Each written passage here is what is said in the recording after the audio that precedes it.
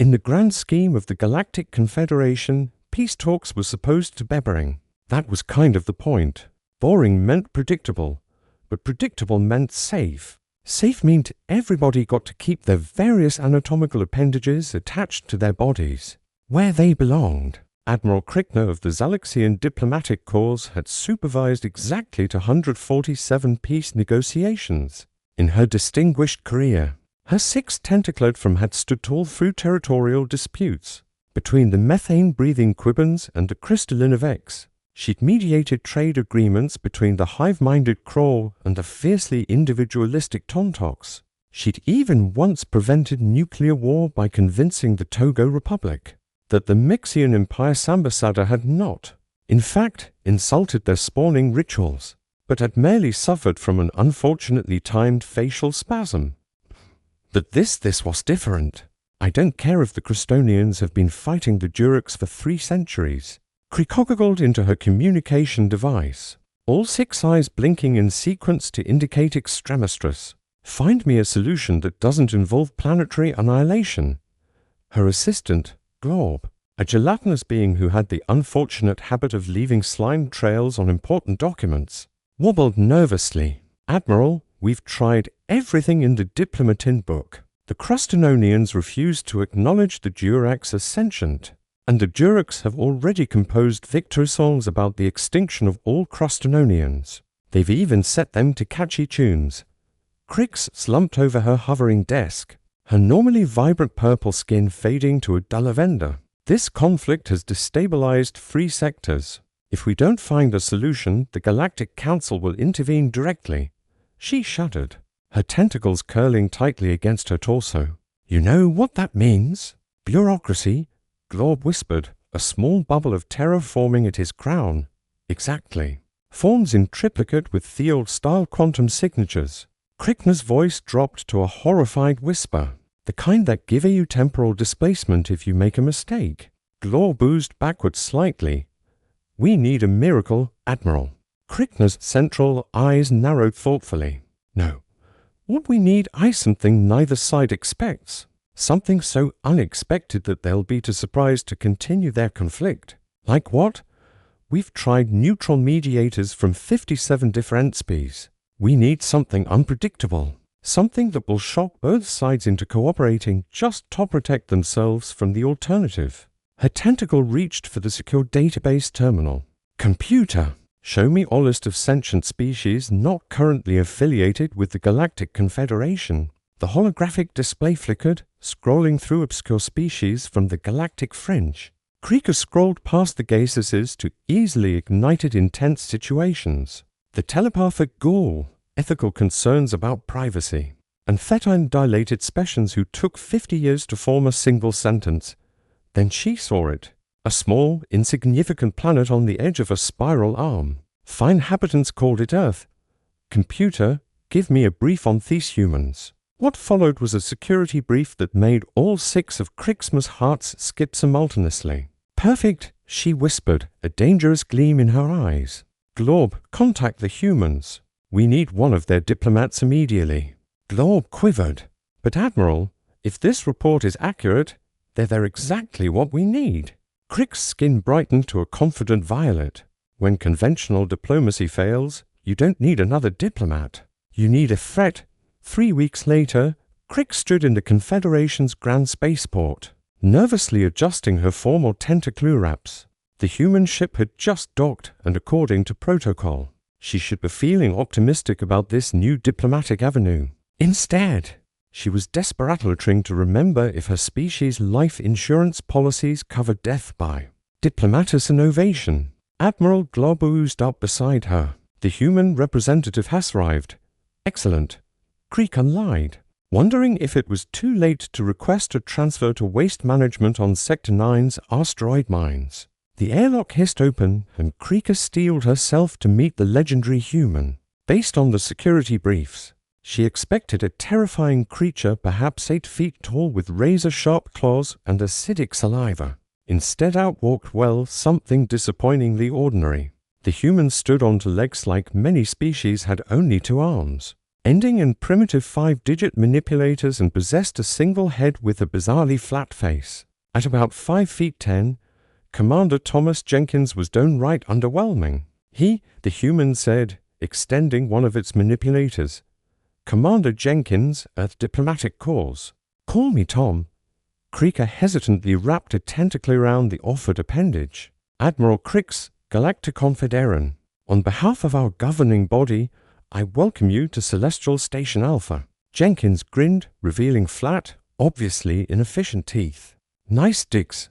Got any coffee around here? The freezer on my ship broke, and I've been on synthetic caffeine for 2 weeks. Tastes like fermented socks." Krickner blinked in confusion. "I don't know what coffee is, but our nutritional synthesizers can replicate most molecular compounds. Good enough for me." Jenkins hoisted a small bag over his shoulder. "So, where's this big peace conference?" The brief said something about wearing species in centuries of conflict. "Sounds like Tuesday back home." As they made their way through the station, other diplomats stopped and stared. Some backed away. Others activated personal shielding devices. One Meloian diplomat actually molted in fear, leaving behind a perfectly shaped exoskeleton as it folded. Jenkins frowned. "Did I forget to put on deodorant or something?" "Ah, no." Krickner said delicately. "It's just that humans have a certain reputation in galactic circles." "We do." "Since when?" "We've only had faster-than-light travel for like 50 years. Half the galaxy doesn't even know exist." A small diplomatic delegation from Proxima centuries skittered past, their eye-tokes rigid with terror. Apparently, Krieger said dryly, words fast, when they reached the diplomatic quarters. Crick's communication device buzzed. She excused herself to answer it in the corridor. "Have you lost your mind?" The holographic face of High Chancellor Vox filled her vision, his 12 nostrils flaring in sequence. "A human at a peace conference." With respect, Chancellor Krieger replied calmly, "Conventional approaches have failed. We need someone unconventional." "Unconventional? That's like saying supernovas are slightly warm. Do you know what humans are capable of?" "I've read the reports." "Reports don't capture it. They drink poison for enjoyment. They expose themselves to radiation for cosmetic purposes. Their recreation involves deliberately falling down frozen mountains. They heal from injuries that would kill any reasonable species. And their history is exactly why I chose them." Krickner interjected. "Chancellor, both the Crustinians and Durax believe they are the most fearsome species in the galaxy. They need to be calibrated." Vox's hologram sputtered. "This is madness. If this fails, we face exactly the same outcome as if we'd done anything. At least this way we have a chance." The Chancellor's image flickered as he sighed. "Very well, but keep that human contained. And for the love of our celestial bodies, don't let it get hungry." When Chrysa returned, she found Jenkins examining a decorative plasma sculpture with disturbing intensity. "So, this is basically contained lightning, right?" he asked, poking the force field. "Please don't touch that," Krickner said quickly. "It's hot enough to vaporize carbon-based life." Jenkins pulled his hand back. "Cool. Hey, about this peace conference, what exactly am I supposed to do?" The brief was pretty vague. Krickner hesitated. "You're here to present an alternative perspective." "And why did that praying mantis-looking dude in the hall just call me the Destroyer?" In what I'm pretty sure was a religious context. Before Cricket could formulate a suitably vague response, her device spinned. The delegation's arriving. We should proceed to the Grand Convocation Chamber." As they walked, Jenkins looked around curiously. "So, what's the deal with these wearing species anyway?" "The Crustonians and Durax have been locked in conflict for over 3 centuries, Krickner explained. It began as a territorial dispute over a single moon, but has since expanded to encompass 12 star systems, 300 years over a moon. That's dedication to holding a grudge. The original cause hardly matters anymore. Now they fight because fighting is all they remember." Crick's tentacles drooped slightly. Millions shaved died. Entire ecosystems destroyed. And still neither side will yield. Jenkins whistled. "Sounds like they need more than a negotiator. They need a reality check." Crick's skin rippled with anticipation. Precisely, Commander. Precisely. The Grand Convocation Chamber was designed to inspire with its transparent ceiling revealing the swirling nebula beyond in, walls embedded with luminescent minerals from 1,000 worlds. Normally, it worked. Today, however, the chamber was filled with tension thick enough to cut with a ceremonial Durax battle cleaver, which incidentally a General Vra had insisted on bringing to the peace talks for cultural purposes.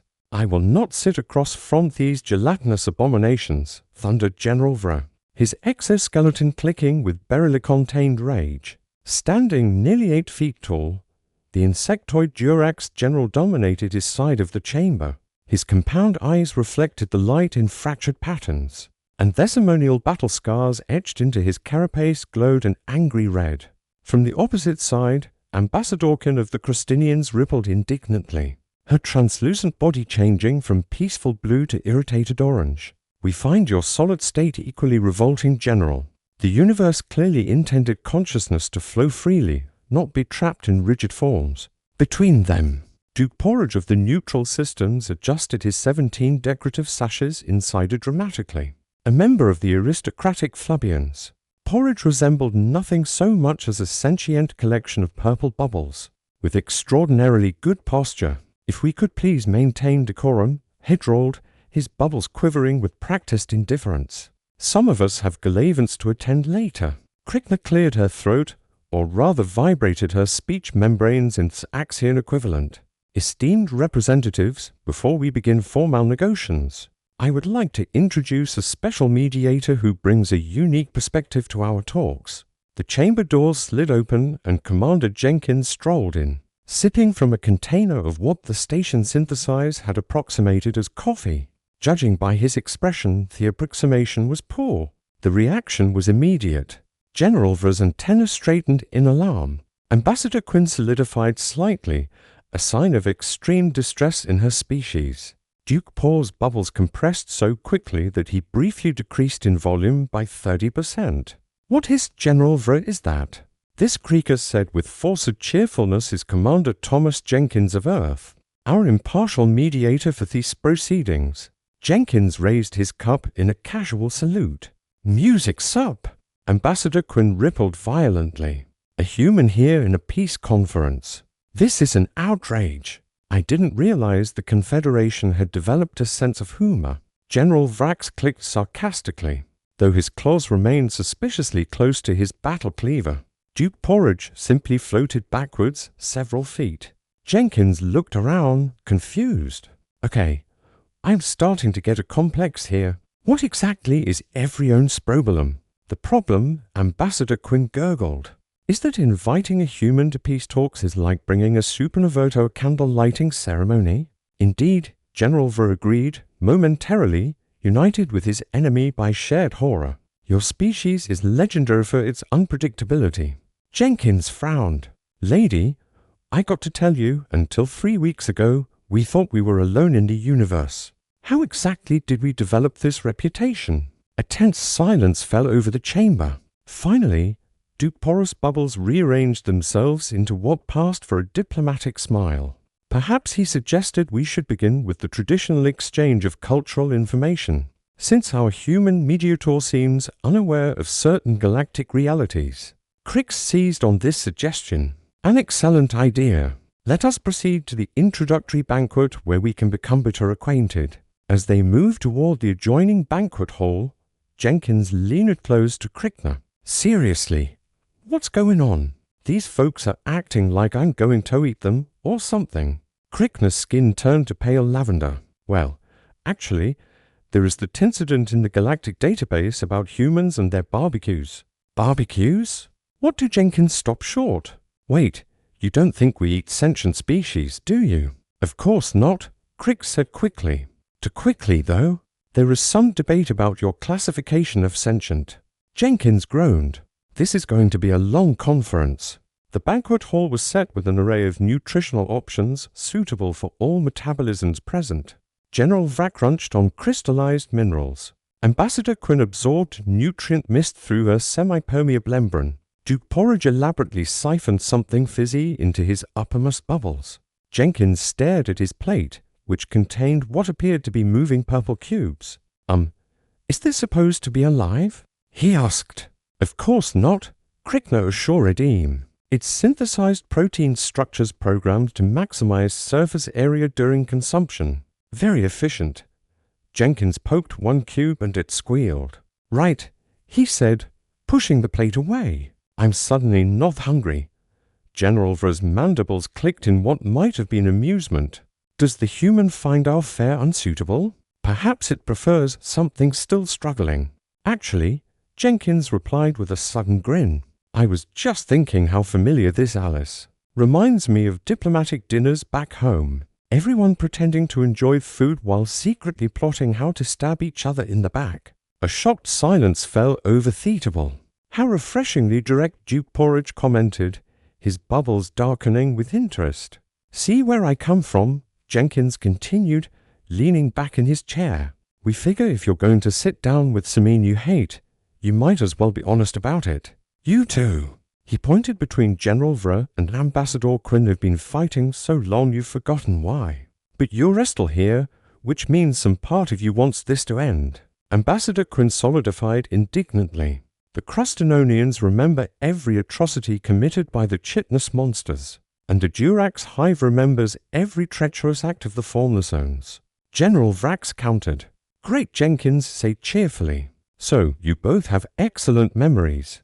Now let's see if you have any imagination, because from where I'm sitting it looks like you've got two choices. Figure out how to share a galaxy or become extinct trying to own it all. He picked up one of the purple cubes and popped it in his mouth. It made a pitiful noise before he swallowed. Not bad, he remarked to Theaston Table. Tastes like chicken. By the third day of the peace conference, Krickner was beginning to question her life choices. Specifically the choice to bring a human into a delicate diplomatic situation, instead of, say, throwing herself into the nearest black hole. The formal negotiations had devolved into thinly veiled insult exchanges.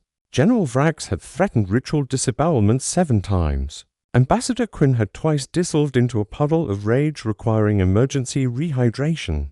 Duke Porridge had developed a nervous bubble-popping tic that echoed through the chamber, at irregular intervals. In Commander Jenkins, he was currently balancing a stylus on his nose while the representatives argued.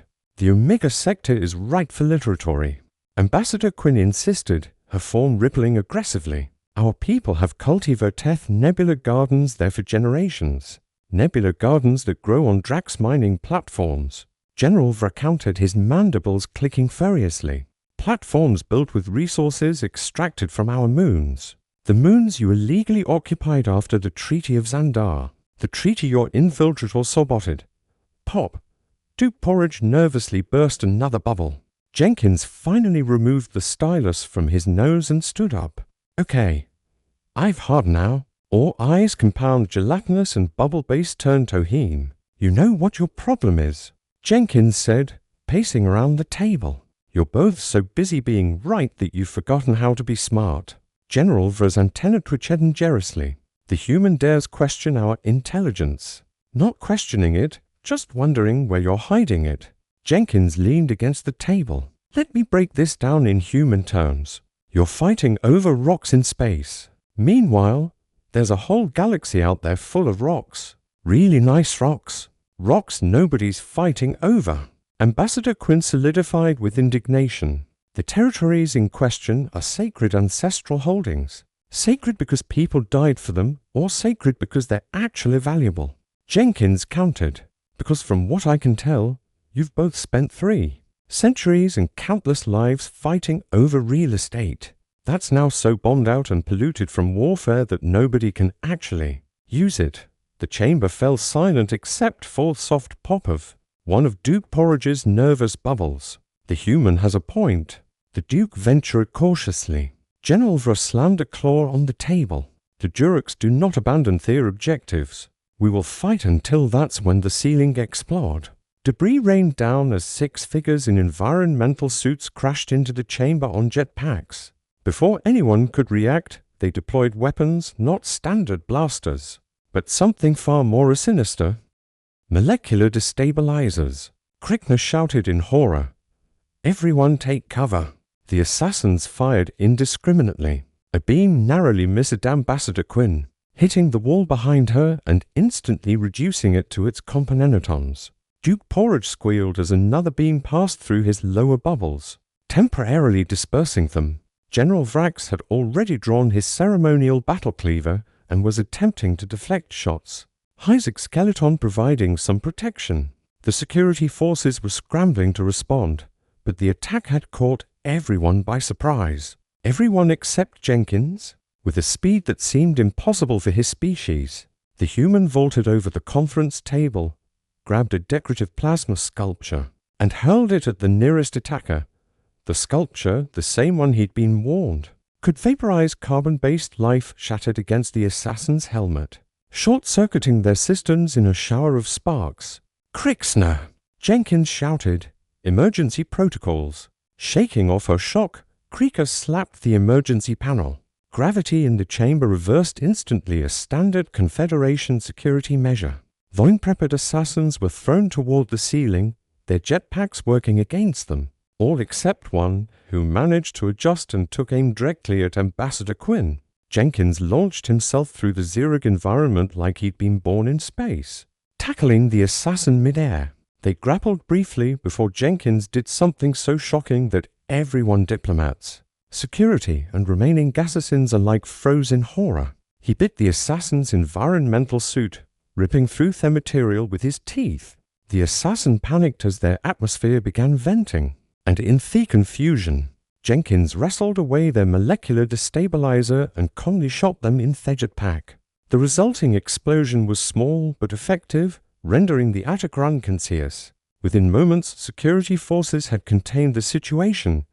Gravity was restored, and the surviving assassins were placed in custody. As the dust settled, everyone stared at Jenkins. He stood calmly, straightening a slightly singed uniform. "So," he said conversationally, "I'm guessing those weren't the caterers." Later, in the emergency medical bay, as various diplomats were being treated for minor injuries, General Vro approached Jenkins with something resembling respect. "You fought adequately," the general admitted grudgingly, "for a soft-bodied species." Jenkins shrugged, wincing slightly as a medical drone treated a burn on his arm. "Just did what anyone would do." "No," Ambassador Quinn interjected, her form still quivering from THETAC. "What you did was uniquely human." "Indeed," added Duke Porridge, woe as having his damaged bubbles carefully reinflated. "The way you used your mouth parts as a weapon. Most disturbing." That Jenkins looked confused. "I needed to disable him quickly, and my hands were occupied." Seemed logical. Krickner, who had been conferring with security, joined the group. Thiesens were mercenaries hired by someone who wanted these peace talks to fail. "Well, they sure succeeded in bringing us together," Jenkins remarked dryly. "Nothing like shared trauma-tobled bridges. There is something I don't understand." Ambassador Quinn said, studying Jenkins curiously. "You moved without hesitation toward danger. Used your body as a shield. You risked death." "That's kind of our thing," Jenkins replied. "Humans are pretty good at running toward trouble." "But why?" General Vrax demanded. "What strategic advantage does self-sacrifice provide?" Jenkins thought for a moment. "Honestly, it's just instinct. See a problem? Fix it, yeah. See a threat? Eliminate it. It's how we survived on Earth. Your planet must be extraordinary Lidrians." Duke Porridge commented, bubbles quivering. "Not really. We're just really bad at risk assessment." Jenkins grinned, "which reminds me now that someone's tried to kill us all. Maybe we can get back to this peace treaty with a little perspective." The aliens exchanged looks. For the first time in centuries, the Cronians and Drax found themselves in complete agreement about something. Humans were terrifying. After the assassination the peace talks moved to a secure location aboard Kricker's diplomatic vessel. Security waist tightened, tensions were high, and progress was still non-existent. The humans' heroics changed nothing. General Vre insisted, pacing the chamber. The disputed territories remained disputed. "For once, I agree with the general," Ambassador Quinn replied, her surface rippling with frustration. "Though I appreciate Commander Jenkins' intervention, it does not resolve our fundamental conflicts. Jenkins, who had been unusually quiet since the attack, suddenly stood up. Okay, I've got an idea, he announced, but it's not exactly in their standard diplomatic playbook. Krickner's skin turned a worried shade of grey. Commander, perhaps we should discuss this privately first. No time for that, Jenkins replied. Here's the deal. You're all approaching this like it's a negotiation. It's not. It's a relationship. Duke Porridge's bubbles rearranged in confusion. I beg your pardon. Where I come from, when people are stuck in a situation together, sometimes the best thing to do is get drunk. A stunned silence followed this pronouncement. You propose we voluntarily impair our cognitive functions? General Vrax clicked incredulities during peace negotiations. Exactly. Jenkins grinned. Look, you've all been thinking too clearly for too long. Sometimes you need to shake things up. Krickner's tentacles twisted nervously. Commander. Confederation protocol strictly prohibits intoxication during formal postings. Jenkins finished for her. Yeah, I read the handbook. That's why we're going to call this an informal cultural exchange. Before anyone could object further, Jenkins produced a small flask from his uniform pocket. This, he declared, is whiskey, human diplomatic fuel.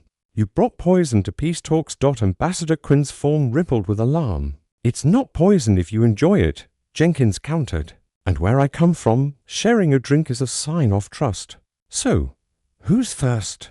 To everyone's surprise, Duke Porridge floated forward. The Fluovian diplomatic cause prides itself on cultural adaptability. I shall participate in this ritual. Jenkins poured a small amount into a cup, which Duke Porridge carefully absorbed into his uppermost bubble. There was a moment of silence. Then the Duke's entire form shuddered. Fascinating, he exclaimed, his color shifting to a pleased fuchsia. It creates the most peculiar vibrations. Curiosity piqued. General Ver stepped forward next, followed reluctantly by Ambassador Quinn, who had to be provided with a special absorbent pad. Soon, the formal diplomatic chamber had transformed into something resembling a terrestrial cocktail party. Jenkins had somehow produced additional bottles of various human spirits, explaining each one's significance in Earth diplomacy. And this, he said, pouring something clear into General Ver's container is what we broke out when negotiating with the Russians during the Cold War. We called it detent in a bottle. The general's mandibles clicked in what might have been a laugh. Your species deliberately poisons itself to facilitate communication. Extraordinary. Not poison. Jenkins corrected, taking a sip himself. Social lubricant. As the cultural exchange contioned, something remarkable happened. The rigid formality between the delegates began to dissolve. General Ver started explaining the intricacies of Dirac's mating dances to a fascinated Duke Porridge. Ambassador Quinn, now a much more vibrant shade of blue, was demonstrating how Crestonians could form complexes with their malleable bodies. Krickner, who had refrained from partaking in the human beverages, watched in amazement. What is happening? She whispered to Jenkins. Standard human diplomatic strategy, he replied with a wink. Get everybody relaxed enough to say what they really think instead of what they're supposed to say. This is unprecedented. Kricker marveled. The Crustononians and Durax haven't engaged in voluntary conversation for centuries. Jenkins nodded. Yeah. Turns out it's hard to hate someone after you've seen them do karaoke. As if on cue, Duke Porridge began emitting a series of melodious bubbles that apparently constituted flubberviancing. Later, as the effects of the human beverages were beginning to fade, Jenkins guided the conversation back to disputed territories. So, here's what I don't get, he said casually. You're fighting over these 12-star systems, right? But from what I understand, neither of you can actually use them because they are damaged from fighting. They are our ancestral claims, General Ver insisted, though with less vehemence than before. Sure, but what good is claiming a radioactive wasteland? Jenkins pressed. What if, and I'm just spitballing here, what if you declared the whole area a memorial zone? Neither side owns it. Both sides maintain it. A reminder of what happens when war goes on too long. Ambassador Quinn, still slightly more fluid than usual, rippled thoughtfully. A joint memorial. It would require cooperative restoration efforts. Duke Porridge noted his bubbles arranging into what passed for a contemplative express. Exactly. Jenkins said, "You work together to fix what you broke together. Meanwhile, you establish new colonies in all that empty space nobody's fighting over." General Vrax's antenna twitched. The Durax would never. He paused, considering. Though I suppose joint restoration projects would allow us to maintain a presence, without direct conflict, and Jenkins added casually, Earth would be happy to provide technical assistance. We've gotten pretty good at cleaning up war zones. Lots of fractures. This is not entirely unreasonable, Ambassador Quinn admitted. Plus, Jenkins continued, his tone deliberately casual. It would really disappoint whoever hired those assassins if you two actually made peace. That seemed to strike a chord. If there was one thing both species shared, it was a love of spiting their enemies. Crix watched in astonishment as the outline of an actual agreement began to form. After centuries of hatred, the prospect of annoying a common enemy combined with the lingering effects of human diplomacy was achieving what countless formal negotiations had failed to do. Later, as the delegates retired to their quarters to recover from human beverages, Crix cornered Jenkins in the corridor. That was not diplomacy, Shikist. That was manipulation. Jenkins shrugged. Something, just with fewer pretenses. They needed to see each other as people, not enemies, and they needed a way to cooperate without losing face. He grinned. Plus, they're both terrified of what humans might do if they don't behave. You use their fear of your species. Of course, best card I had top play. Jenkins stretched casually. By the way, I've been meaning to ask, what exactly do these aliens think humans do that's so scary? Krickner hesitated. Their era stories, reports of humans surviving conditions that would kill any reasonable species, consuming toxins for pleasure, deliberately damaging their bodies for aesthetic purposes. You mean like alcohol and tattoos? Jenkins laughed. That's what has everyone so freaked out. And your history? Krieger added quietly. Your wars, your rapid technological development. The way you went from planetary combustion engines to fusion drives in less than 2 centuries. Jenkins sobered slightly. Yeah. Well, we're an impatient bunch. Which makes you perfect for this situation, Krieger admitted. Sometimes, Admiral, the right tool for peace looks remarkably like a weapon. 3 days later, in the Grand Convocation Chamber, newly repaired after the assassination attempt, representatives from 17 species gathered to witness the impossible. The signing of a peace treaty between the Crestonians on Durax. The terms were unorthodox, to say the least. The disputed territories would become a jointly administered memorial and restoration zone. New colony rights would be established in previously unclaimed sectors. A cultural exchange program heavily monitored would be implemented. And most surprisingly, both species had requested ongoing human consultation for the restoration projects, as Ambassador Quinn and General Vrax formally encoded their genetic signatures into the treaty. The Confederation equivalent of signing, a ripple of disbelief ran through the assembled diplomats. I still don't understand how this happened. High Chancellor Vox muttered to Krickner. 3 centuries of warfare ended in a week because of one human. Krickner's skin rippled with amusement. It seems, Chancellor, that to me times the most effective peace negotiator is someone both sides fear more than they fear. Each other. But the human didn't threaten anyone. He didn't have to, Krickner explained. His mere presence and his unsettling capabilities provided perspective. The Cronians and Durax realized their differences were small compared to the potential threat humans might pose to the galaxy. So they made peace out of fear initially perhaps. But Commander Jenkins also showed them something important. That cooperation can be more advantageous than conflict. Across the chamber, Jenkins was chatting amiably with Duke Porridge, apparently explaining something about Earth swimming competitions that had the Flubbians' bubbles practically vibrating with aura. The formal ceremony concluded, and as the delegates mingled, Crick approached Jenkins. Commander, On behalf of the Galactic Confederation, I extend our deepest gratitude. You have accomplished the impossible." Jenkins grinned. "Just doing my job, though. I'm still not entirely sure what that job was supposed to be." "You were exactly what we needed," Kriko admitted. "It's a controlled threat. A reminder that there are more dangerous things in the universe than ancient enemies. Happy to help, though I'm not sure how I feel about being the galaxy's boogeyman." Jenkins glanced down at the still nervous delegates. "You know, humans aren't actually that dangerous." "Perhaps not individually," Kriko agreed. "But your potential, that is what makes other speciasuniousy. You adapt too quickly. You take too many risks. You survive what should kill you." "Fair enough. So, what happens now?" Before Kriko could respond, High Counselor Vox approached, all 12 nostrils flaring with excitement. "And to Jenkins, an extraordinary achievement. The Confederation would be honored if you would consider serving as a special diplomatic consultant for other challenging issues." Jenkins raised an eyebrow. "You want to use me as a threat in affair negotiations?" "Not a threat," Vox objected, then reconsidered.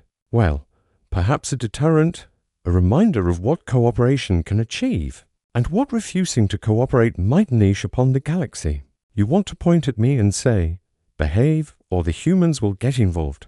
Jenkins finished with an amused smile. The High Chancellor's skin flushed a deep purple.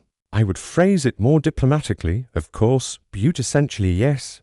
Jenkins laughed, a sound that made several nearby diplomats flinch. "Well, I suppose there are worse jobs than being the galaxy's diplomatic nuclear option." Later, as the celebration continued, Kriko found Jenkins at the observation deck, staring out at Thestas.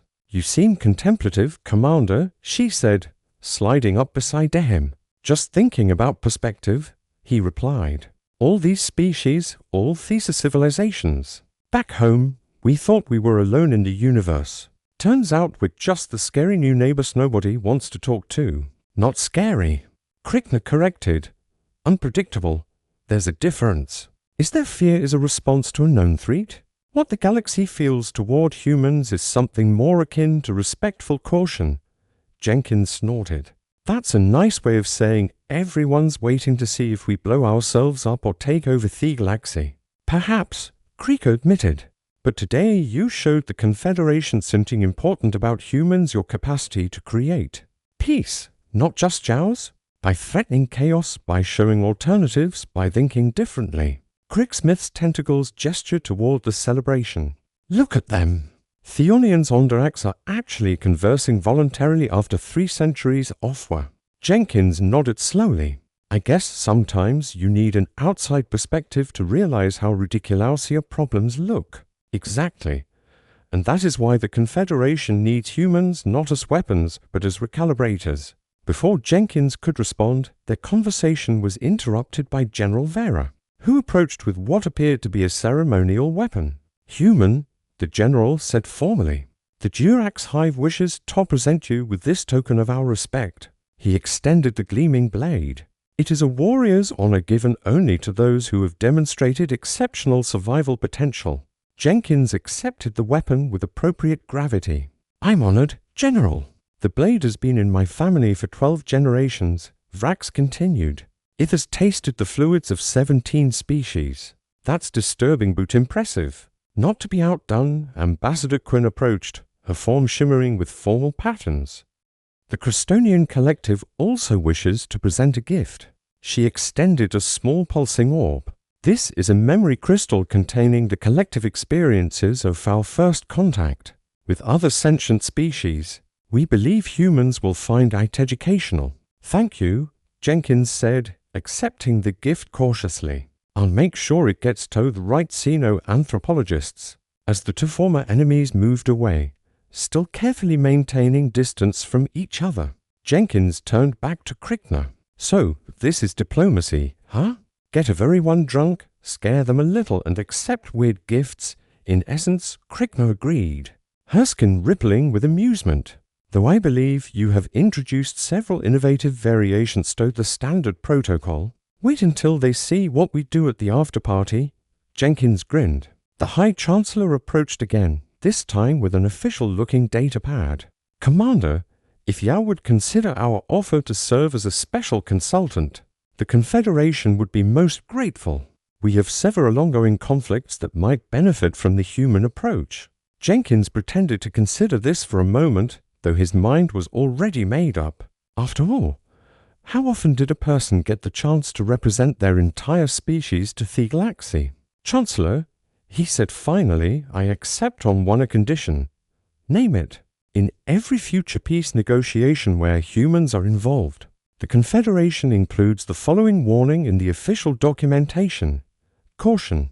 Peace talks include humans. Proceed at your own risk." The High Chancellor blinked all 6 eyes in sequence. "You wish us to advertise your species as a hazard?" "Exactly," Jenkins said with on to Krieger. "If everyone's going to be afraid of us anyway, we might as well use it to keep the peace." As word spread of this unusual condition, a strange phenomenon occurred throughout the chamber. The assembled diplomats representing species that had evolved on worlds light years apart all produced their own equivalent of the same reaction, nervous laughter, and thus began what would look to be known as the human era of galactic diplomacy, where the mere threat of human involvement became the Confederation's most effective peacekeeping tool.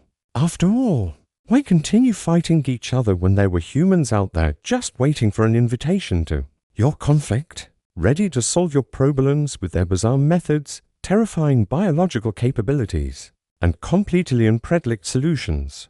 As Krieger later noted in her official report, sometimes the most effective path to peace isn't through harmony or understanding, but through the galaxy-shared agreement that some things like humans are just too alarming to risk unleashing. In this respect, humans may be the greatest peacekeepers the Confederation has ever discovered, not despite their chaotic nature, but because of it. Humanity had finally found its place in the galactic community, not as conquerors, not as victims, but as the diplomatic equivalent of a controlled explosion.